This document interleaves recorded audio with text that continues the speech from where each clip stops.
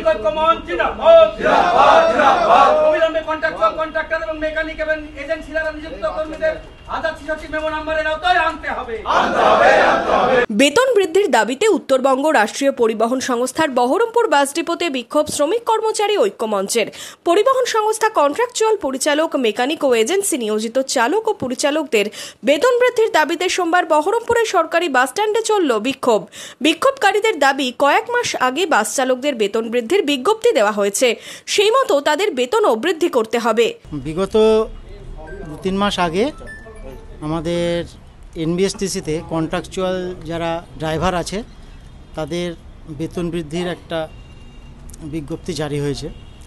তো সেক্ষেত্রে আমরা বারংবার আমাদের আধিকারিকদের জিজ্ঞাসা করেছি, যারা কন্ডাক্টর, মেকানিক আছে, কন্ডাক্টর আছে, যারা একই মেমো নম্বরে জয়েনিং আছে তাদের ড্রাইভারদের সঙ্গে, এছাড়াও এজেন্সির মাধ্যমে নিযুক্ত কন্ডাক্টর আছে, ড্রাইভার আছে, তো তাদের কোনো এখনও সুরা হয়নি বেতন সংক্রান্ত বিষয়টা।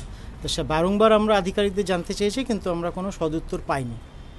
আধিকারিকরা আমাদের পরিষ্কার করে কিছু বলছেও না কি হচ্ছে বা কি হতে যাচ্ছে বা কী করছে, কোনো কিছু বলছে না।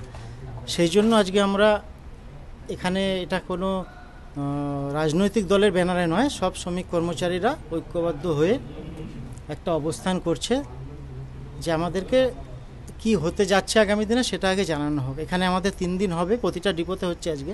দাবি পূরণ না হলে আগামী দিনে সদর দপ্তরে বিক্ষোভ চলবে বলে দাবি শ্রমিক কর্মচারী ঐক্য মঞ্চের। এদিন শুধু বহরমপুর নয়, রাজ্যের বিভিন্ন ডিপোতেই বিক্ষোভ চলে সংগঠনের পক্ষ থেকে।